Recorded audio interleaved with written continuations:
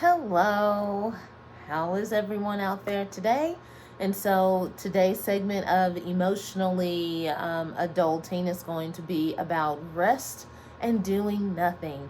I think unfortunately it gets boxed and categorized, and when someone says, oh, I'm resting or I'm not going to do anything, a lot of times internally we feel like we need to be doing something. If we're not doing something, we're unproductive or we're lazy. And so I think it's unfortunate that it always gets boxed into that. But today, hopefully, we're going to change that. And of course, we're going to change that by looking at some books that really talk about just how important rest, doing nothing, and sleep is. And so here are the stack of books that we're going to talk about. And obviously I'm prepared with my tabs. I have my normal tabs, but to talk about this today, I had to add additional tabs that I could go to. So the books are Rest as Resistance, or Rest is Resistance, which is really great. The Art of Rest, Do Nothing,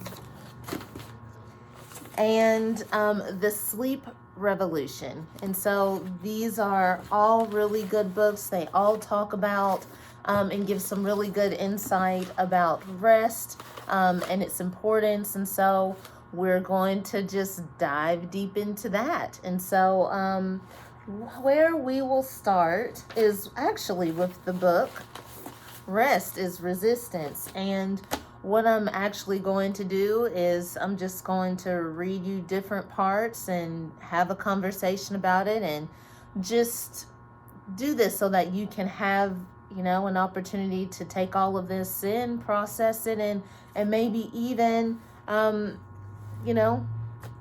say, hey, this book has a lot of good things to say. Maybe I'll go out and read some more of it, which I would really say that's a great idea. So, with Rest is Resistance on page 38, it gives us, this understanding of what rest is. So let me get to that page. 1 second. Okay. And so what she says is we must see our bodies as a miracle and a place of reverence where existing in exhaustion is not normal or acceptable. The beauty of resting knows that we are blessed to have a body, to be chosen to be alive, to breathe, to make choices, and to claim that our bodies are our own. In deep practice in care is a deep practice in care. It is the beginning of a revolution, radical and resistance. She also, in the introduction, gives this wish to all of her readers, and it says, I wish you rest today. I wish you a deep knowing that exhaustion is not a normal way of living. You are enough. You can rest.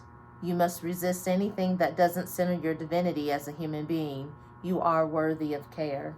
And so I thought that was a really nice thing that she, wanted for all of us, which is so necessary. She also goes into just talking about what gets in the way of our rest. And basically, she goes into just this grind culture. And on page 32, how she defines that is grind culture has normalized pushing our bodies to the brink of destruction. We proudly proclaim showing up to work or an event despite an injury, sickness, or a mental break. We are praised and rewarded for ignoring our body's need for rest, care, and repair. The cycle of grinding, like a machine, continues to become internalized as the only way. And so Rest is Resistance talks about grinding, that grind culture. In the book, Do Nothing on page 64, she also talks about just the hustle mentality. And so she says decades of research disprove this theory that constant hustle helps you achieve. Repeated studies show that taking time off boosts productivity, creativity, and creative problem solving. It can even strengthen your immune system, making it less likely that you'll get sick and be forced to stay home with a cold. So, why don't Americans take a break? Because we've been brainwashed to believe that hard work on its own is the key to success. And so, she also has a lot to say in regards to this. I will also add that she further adds on page 90 of her book. So let's see about that. Oh, okay. And so she also says, here we go. In many ways, I think we've lost sight of the purpose of free time. We seem to immediately equate idleness with laziness, but those two things are very different. Leisure is not a synonym for inactive. Idleness offers an opportunity for play, something people rarely indulge in these days. And so, adding even more on top of that, Ariana Huffington, she even says, overworking can also be very deadly. And she says in other cultures, there's words for it. Unfortunately, we don't have a word for death for overworking in the United States, but in cultures in countries like Korea, China, and Japan, they have words. And so, for example, in Japan, it's called, according to this book, karoshi. And so, it is something that really needs to be talked about more. And it has deadly results if we keep pushing ourselves to the brink. And so, what do we do about this, basically? And all of these books in a different way have, questions to ask ourselves to start this process of really slowing down, of resting, of giving ourselves permission to just be. Going back to rest as, I want to say rest as resistance, but it's rest is resistance. And so I apologize if I keep going back and forth with that. But her questions are the following.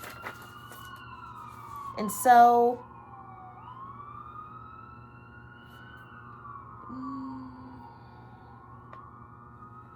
okay. And so here's what her questions are. And so, if I have been consistently exposed and brainwashed by the violence of grind culture since birth, do I really know what rest looks and feels like? Do I have a model or guide for what it feels like to be rested with living inside a capitalistic system? What would it feel like to be consistently rested? What does exhaustion look like for me? Am I navigating the world from a constant state of exhaustion? Who was I before the terror of toxic systems? Who do I want to be? What have you been told about your worth and existence? How do you make space to transcend the confines of a system that prays to the call of profit over people? And so I think, the question that really stands out to me, what does exhaustion look like for me? Do you really know what that looks like? Do you know how you feel when you're exhausted? What your body does? What your mind is going through when you're really feeling that tired? And I also think what's something that, we all don't think a lot about, but what have you been told about your worth and existence? Is it only monetary? How do we define ourselves outside of work? I think that's something that's very powerful to really think about. And so more questions in regards to this is also in Do Nothing. on page 53. And what she says, Celeste, what she asks is to ask yourself a question, the same question I've asked myself. Are you happy with the balance between your work life and your personal life? Do you regularly spend time doing things unrelated to work without thinking about work or feeling the need to check your inbox? Not thinking about your job is crucial because every time you click that envelope income, you are polluting your time. And so, going even further in the art of rest on page 144, and bear with me because this is a little bit longer, but I think it's just something really powerful to really process. And so it's this book, The Art of Rest. It says, let's face it, we can't wish away to-do list or indeed ever complete all the tasks on them. As soon as you have done everything you need to do on the first list, another list of things have piled up. That's life. And there's no getting away from it. Maybe millennials are on something by giving it a name, adulting. It is reassuring, perhaps, that this never-ending activity is something you've opted into by virtue of growing up. So, acceptance that being an adult in the modern world involves doing a lot and always will is the first step. But still, we have to find a way to stop ourselves being overwhelmed. We need to find ways of getting away from the pressure of the to do.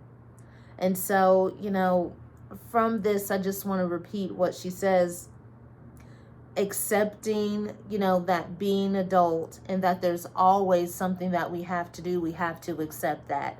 I think, in our most ideal minds, we're like, I have this to-do list. I'm going to write all of that down. By the day I have it checked off, it's completely done. I feel accomplished.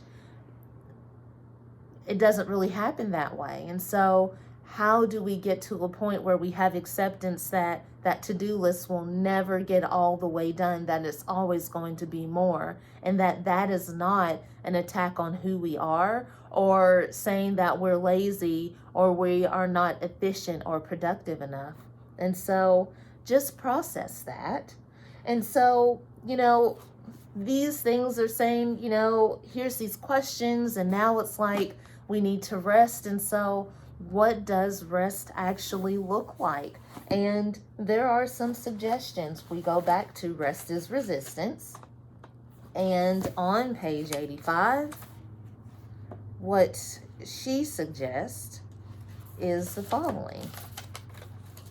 And so, resting can look like closing your eyes for 10 minutes, a long shower in silence, meditating on the couch for 20 minutes, daydreaming by staring out a window, sipping warm tea before bed in the dark, slow dancing with yourself to slow music, experiencing a sound bath or other sound healings, a sun salutation, a 20-minute timed nap, praying, crafting a small altar for your home, a long warm bath, taking regular breaks from social media, not immediately responding to texts and emails, and deep listening to full music albums. And so those are some suggestions that in Rest is Resistance that she gives. And let's see. Oh, I will also say that in a couple of these books, once you get to a place where you're more well rested, they talk about this need and this desire and this urge for us to dream again, because it's a lost art. And so rest does allow us to dream again. And so on page 96 of Rest is Resistance, what she says about that is the following. The dream aspect of our rest work is deeply tied to the metaphysical and spiritual. It is a time to be free from confines of linear and grounded reality. The idea of being trapped in the box of the practical must be suspended during your deprogramming. Grind culture thrives on us remaining in our heads, unable to allow the technology of the divine body to soar and develop. There is a massive knowledge and wisdom lying dormant in our exhausted and weary bodies and hearts. I believe that the dreaming part of our unraveling would be the most challenging because it goes against all we have been socialized to maintain the pace and disconnection of grind culture. And so this is what she is saying about, just that importance of dreaming. What stands out to this and what I, tabbed and what I highlighted and what I reflected on just personally as a therapist, just as a person, just individually, is there is a massive knowledge and wisdom lying dormant in our exhausted and weary bodies and hearts. If I was well rested, if I was really, giving myself enough time to just be, what ideas, inventions, creativity would come out of me, come out of you. I think it's something worthy of just really reflecting on. Dreaming is also mentioned in Ariana's book. And on page 127, she also says, we live in a world in which we restlessly track our time, revere data over wisdom, and are consumed with our work and our devices. From the moment we get up to the second we drift off to sleep, that is why the mental real estate that our dreams occupy is more valuable than ever. Technology may let us travel across time and space in an instant, but our dreams allow us to span deeper parts of ourself. And so, just more things to process and to think about.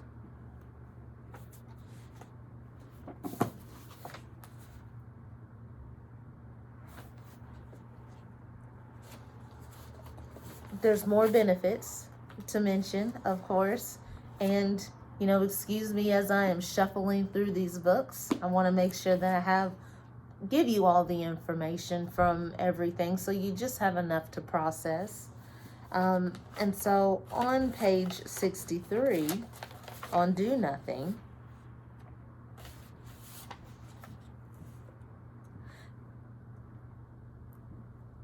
here's what she says, and this is Celeste in Do Nothing. This is what she is saying. Here is the irony. Staying on the job may well be impeding your career advancement. It accomplishes the opposite of what's intended, even though Americans say they're afraid to take time off because they may be punished. Research shows that people who take at least 11 days of vacation are more likely to get a raise than people who take 10 days or less.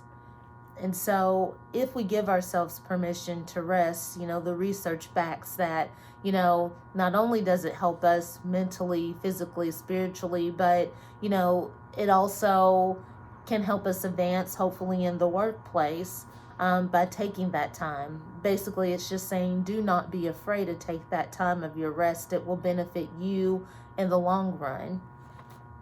And the last piece of information that I will give, and it kind of gets a little bit sciencey, which I really like. I like some science in my life. And so on page 211, She says, allowing our brains to switch into default mode is crucial for our well being. That's the source of much of our creativity and innovation. Since the brain actively reshuffles the puzzle pieces of our memories and emotions when it's not directed to solve a problem or complete a task. In practice, your brain will only switch to default mode if you allow it to ramble without purpose. It is not idleness, since you could be jogging or wiping down the counters during this time. The psychologist Amanda Conlin and Larissa Barber warn that we often misuse our break time during our work hours.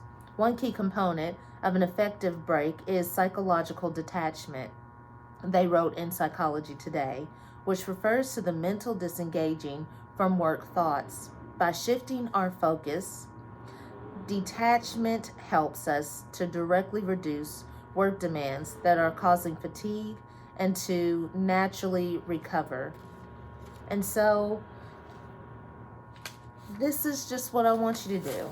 I want you to take in all of this information, process what I've talked about from do nothing, from the sleep revolution, from the art of rest, and rest is resistance. I want you to just take it all in. If you have these books, go back to them, review them, reflect on them. If you don't, take what I have said and just process it and reflect and really, I challenge you to ask yourself, how do I want to rest and how can I make more time for that in my life? And so that is your homework for today. What does rest look like for me? And how can I implement that, even if it's just 10 seconds of stepping outside and taking a deep breath? How can I implement that for myself every single day? Because my body, my mind, my spirit, my soul deserves it. And so that is what I will leave you with. I hope that you have enjoyed this, and I wish you an amazing day. And so take care, and until we talk again. Okay, bye.